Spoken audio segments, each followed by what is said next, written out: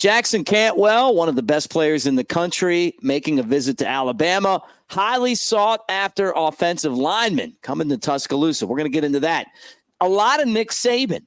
And I want to get Big Elmo's thoughts on Nick Saban possibly being the savior of the Democratic Party's ticket. Yeah, could he be the guy running for vice president? There's a line out for that. We talked about it yesterday, but I want to hear what his thoughts are. And then how about Nick Saban Field at Mercedes-Benz Stadium? Yeah, he owned the joint. We're going to get into that and more right here on the Bama Tailgate YouTube channel. Like and subscribe. Give us a thumbs up. We do this show no matter what. I mean, you could have a bad stomach flu. We're still on here. We could have a problem with the internet, and we still find a way. It's because we love you guys, and we want to give you that morning dose of Alabama Crimson Tide football. Roll Tide.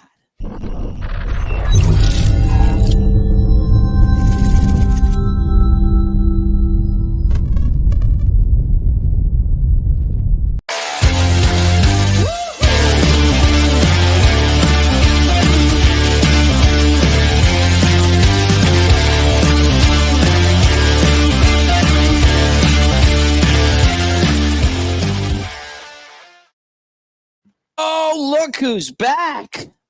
From the dead. People are starting to get, they're wondering, man. They're wondering, are we going to have, is the hearse going to come pick you up? Are we going to have, are we going to be pallbearers at the, the funeral of Brett Elmore? I mean, come on. What's going on with you, friend? The stomach virus. No, it's a bad one. Remember you at my house? Remember it came to my house? And I had it. And what'd you do? I ran away as fast as I possibly could because I didn't want any part of it. You ran. You ran like a child. I had the stomach flu. He was like, oh, he excused himself very properly. Hey, I'm just gonna go in the bedroom. And then as I was throwing up in the Home Depot bucket, I heard the door slam. You couldn't get out fast enough. I'm sorry, but it's like the Munsters. It's like you ran into the Munsters. Out of there. You feeling better? I like the Ritz-Carlton is where you're at now, or what's the deal? Man, you're always traveling. I like your shorts on the side of the bed already laid out for tomorrow. Everything looks good, Mick. Hey, I'm hosting an event for this All-Star game in Johnson City. I haven't got Well, excuse me. I did not know that I was in the presence of royalty. Rick Ankiel's our keynote today. So okay. All right. The guy actually like made it to the big leagues as a pitcher. And then had the yips, couldn't throw the strikes, and then made it back to the big leagues as an outfielder, which has never happened. It's unbelievable. Yeah. Pretty awesome. I fluffed those pillows before I left the hotel this morning. Like how nice this room is. Yeah. Hi, everybody. Welcome to my room. All right, let's get into this. Let's get into this right now. Jackson Cantwell making an Alabama visit. Like these are the big-time recruits that are coming to Tuscaloosa. But the thing about his visit that was kind of impressive to me is that he was, when he talked about Alabama, he was like, I like the old program, but this new one with the new head coach and a new attitude, he loves Coach Cap.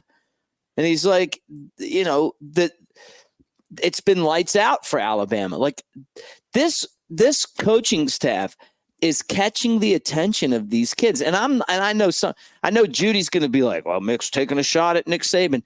I'm not. I love Nick Saban. We're going to do the next two segments on Nick Saban. But this is our coach now, Judy. It's Coach DeBoer. Coach Saban's going to be running for vice president. He doesn't care about Alabama football. Right, yeah. No, he does. And he's staying out of the way. But why would you get in the way? I mean, my God, his job is easy. They wanted him to stay around and kind of, be the ambassador or whatever, but also be this. You remember when all this transpired? Wanted him to be like maybe the little voice in the ear if he needed a little help. Look, he's got the easiest job in the world at Alabama. These guys are picking up exactly where he left off and maybe more. Cantwell can do well in Alabama. He's an offensive tackle. He's 6'7.5", weighs 300 pounds, and he's from Missouri. And everybody in the SEC is after this kid. He's one of those guys that plays multiple sports. He's really good at basketball. Mm-hmm. And he's really good. And we see this with a lot of kids. Most of them are all multi-sport athletes. But maybe it's just me, but, that when I think multi-sport athletes, I think football, basketball, baseball. And we see a lot of them doing that.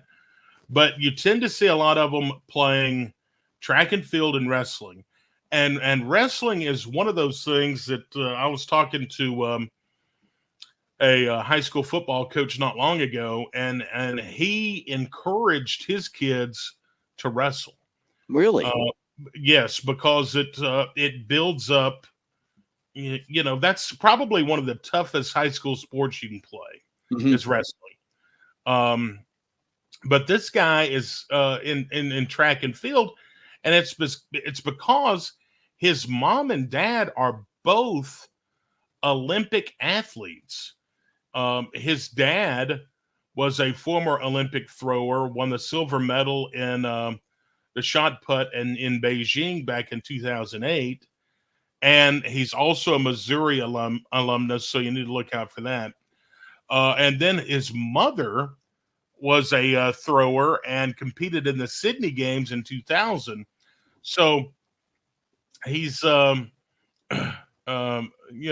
a multi-sport athlete, and he comes from, like I say, good lineage. Yeah, right. I love that, man. And then he's somebody that right now they don't really know where he's going to end up. Missouri has a great chance because, he's an in-state guy. But I love that Coach Cap is connecting with all of these offensive linemen, and not a better group recruiting-wise is going anywhere in the country than what Alabama's getting in this next class at the offensive line spot. And it's because Coach Cap is infectious, man. He brings energy to the position.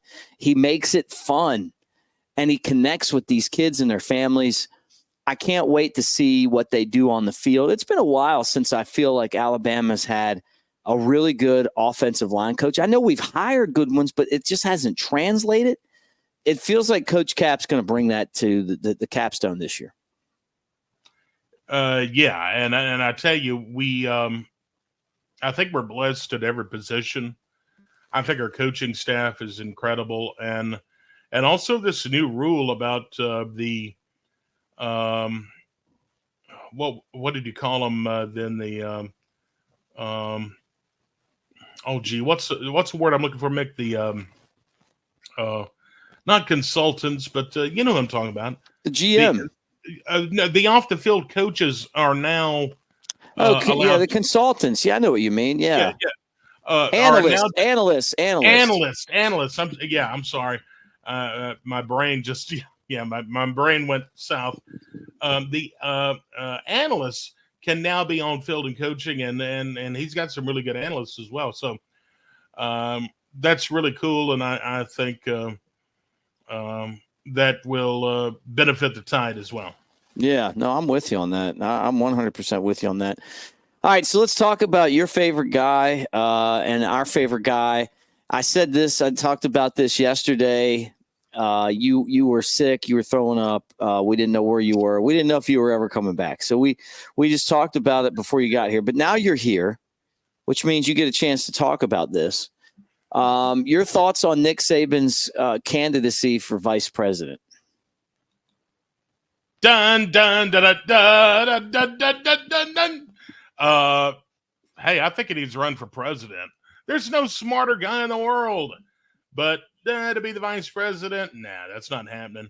Even though that would be really cool to me to have this guy's vice president. Look, I tell you, Saban's exactly where he wants to be and what he wants to do. But, politics in his future, I doubt it. Who wants that headache?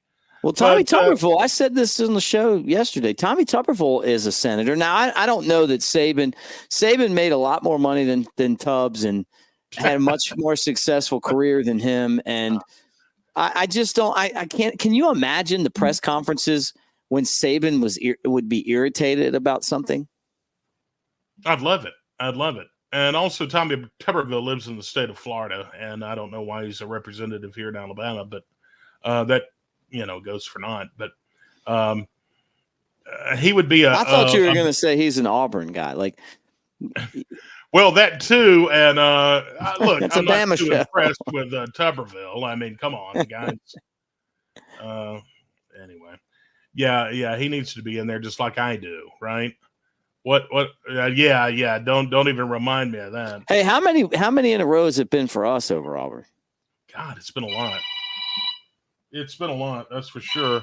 I don't know who's calling me this early in the morning, but has it been 5 in a row? I think so. I don't know. Anyway, I don't know. So what do you think? I mean, the fact that they made it like where you could bet on it is crazy. Oh, that's crazy. Yeah, they're just taking your money. But look, if Nick Saban was to run for governor of the state of Alabama today, it would be the biggest landslide in the history of politics.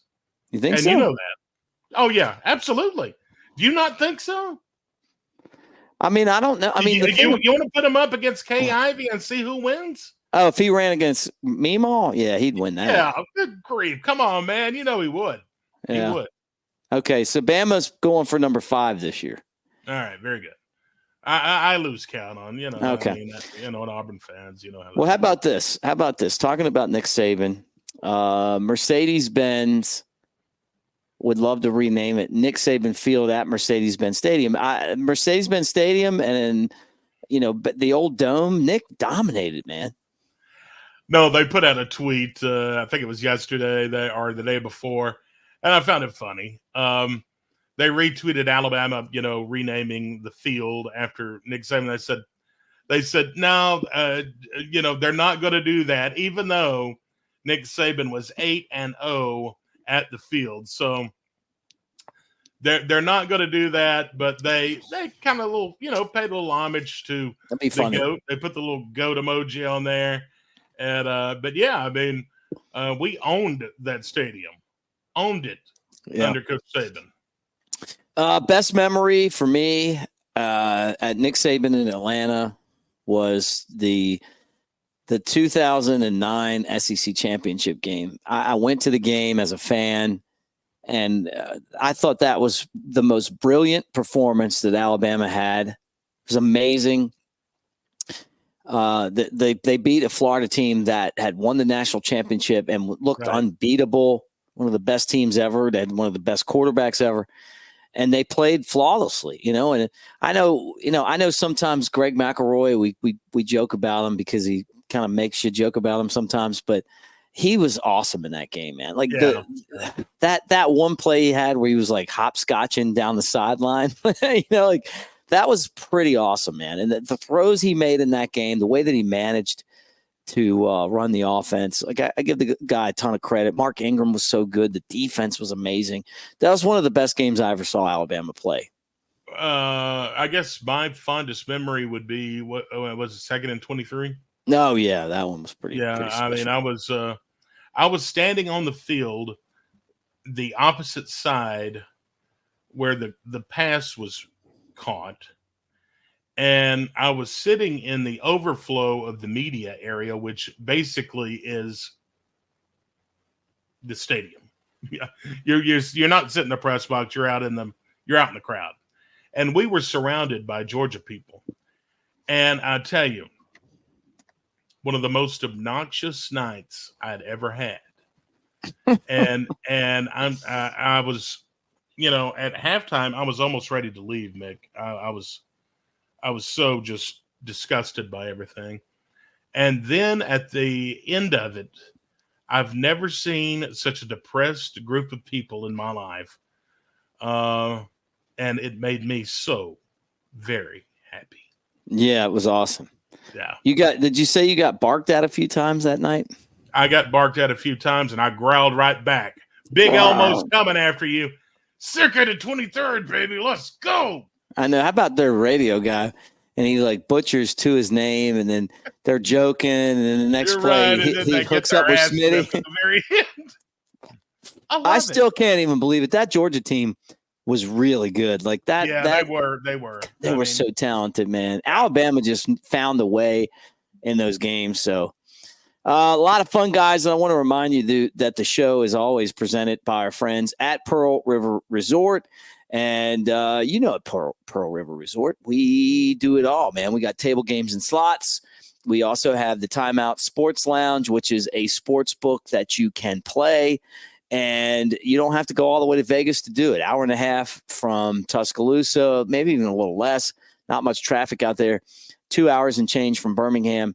And it's a lot of fun. You got Geyser Falls, which is their water park. You got Dancing Rabbit Golf Course, where if you go and spend $50 in the sports book, you can go play Dancing Rabbit for $40. So it's a fun place to gather your guys up and go. Or you just want to get away for a couple days. Pearl River Resort over there in Philadelphia, Mississippi. We come back, Brett will do his thing. And we missed him. We didn't have him here yesterday.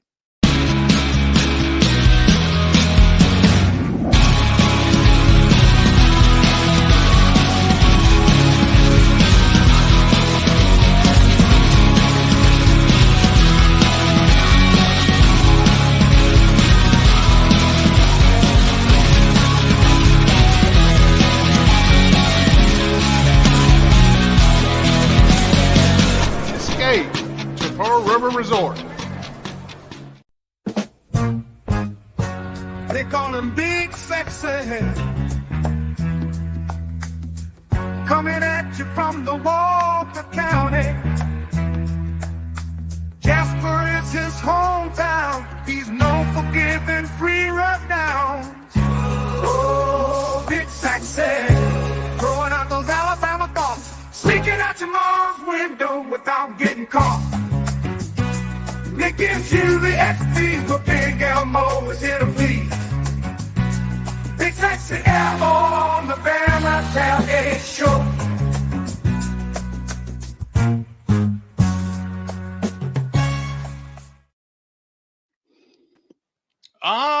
Yes, the 23rd day of the month. Is that right? Yeah, already the 23rd day of 2024. Celebrity birthdays today. Slash is 59 today. Yeah, Slash from GNR or Guns N' Roses. I was at the Guns N' Roses concert in DC when them and Metallica were together, and something happened, and we ended up sitting out there for hours waiting on the concert. I don't remember if they got into a fight or someone got sick or something, but they eventually came out and played, and we sat in that stadium. It was hot and humid. Yeah, it was crazy. And then I saw the documentary, and I'm like, people were watching. I was like, man, I was ready to go home. And Metallica has turned out to be kind of the better band, but Slash, that stylish guy, can rip it up on the guitar. And now that kind of 80s music is back, I kind of feel like those guys are back in style again. Yeah, great band. Of course, he was also in Velvet Revolver. Woody Harrelson is 63 today. Brett will tell you that Woody's legacy was built on Cheers. Yeah. And I'm not going to sit there and argue with that. Cheers was a great show, but that was a long time ago. This guy's been in everything, though. To take that Cheers and turn it into a huge career, man. And he's kind of that guy that plays those odd characters, He was in No Country for Old Men.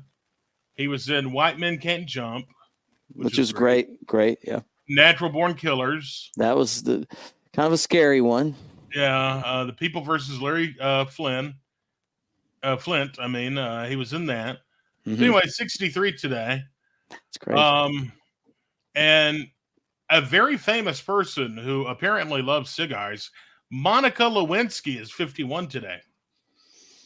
Yeah, do you think – I've always thought about – wondered this. If you met Monica and she was single and you were single, would you date her?